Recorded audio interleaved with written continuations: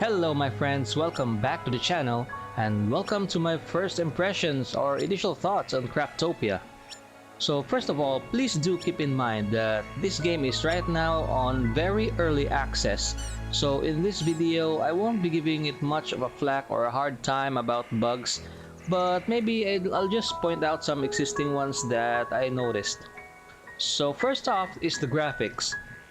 There's not much to say here except that I like the animation style. It's quite unique, but most people say it is heavily inspired by Breath of the Wild. But for someone like me who has not played the game, nor any Zelda games in that matter, it's got some cocktail drinking Mediterranean summer vacation-y vibe to it. You know what I mean? It makes me feel like I'm sipping pina coladas in some tropical island with Buffalo Soldier playing in the background.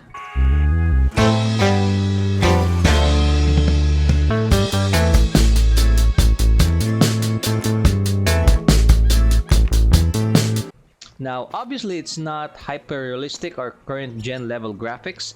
It's got some cartoonish feels to it, and it's not bad, and the colors are vibrant and it pops out, and it's really engaging, for me at least. Now for the sound. Now this is where I find the game a bit lacking.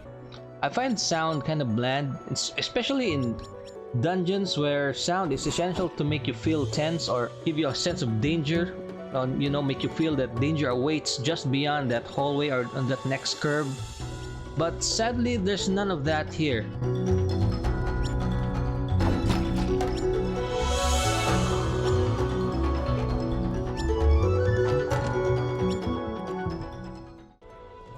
As for sound effects, there is still a lot missing here, which makes battles kinda lackluster and hit detection kinda wanting in impact and force. Now even if you execute special moves or charging attacks with your sword, it is dead quiet, taking away from the feel that you're indeed doing a special move or heavy damage to the enemy. But I won't give it much flack for that, cause I'm pretty sure they're still working on it. Well, now what genre exactly is Craftopia, you may ask? Well, it is an open-world sandbox RPG with Breath of the Wild Pokemon survival game elements to it. It tries to be so many things at once, a jack-of-all-trade, master of none as it were. Hence, I initially expected it to be a messy mashup or clash of all these genres, and that I felt there's a likelihood that each genre it tries to emulate may be a mediocre mess. But except for the survival aspect of the game, I'm really glad to report that this was not the case. Now the game is first and foremost, in my opinion, an open world RPG for the most part, but it barely passes as a survival game to me. Now the foundation of a survival game is apparent here.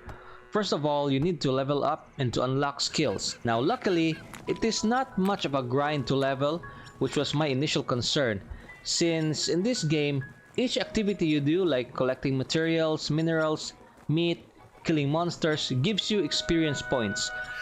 This means that as you gather materials for your base and equipment or hunt food, you also work your way up to the next level, which again prevents this game from being grindy and boring like so many MMORPGs of old I played in the past. Now, secondly, you constantly have to craft better equipment and gear.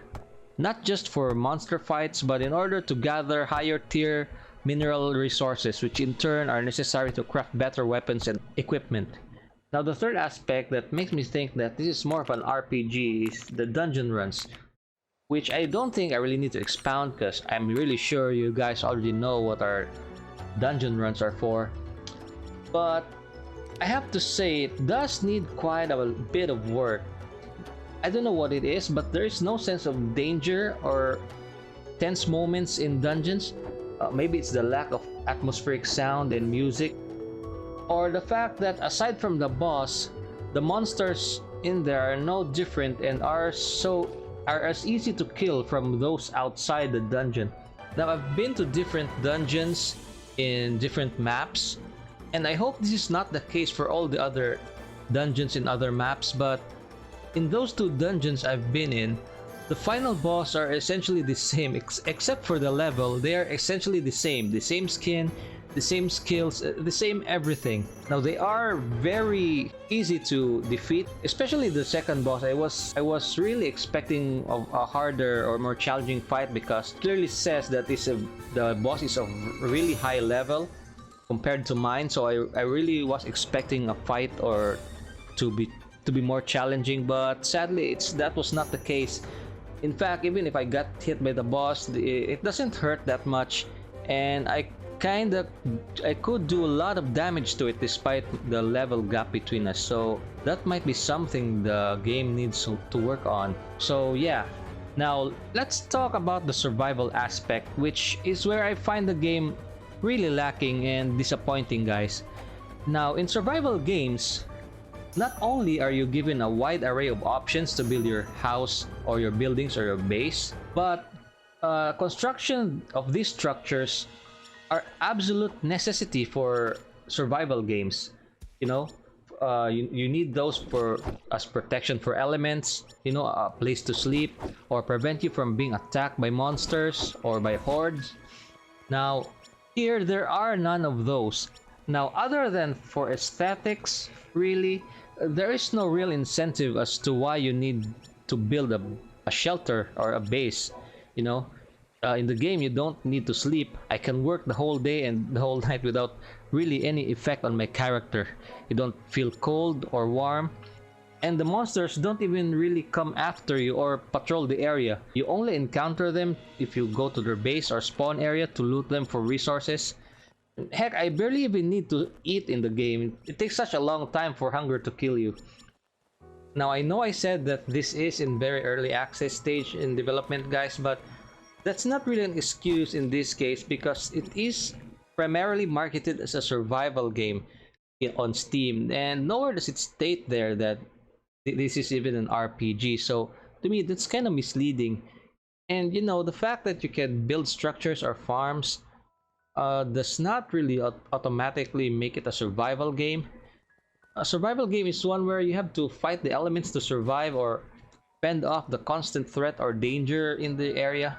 Now sure, there are monsters in the islands, but you have to purposely look for them in their spawn area and they don't really pose any threat other than that, so that doesn't really count.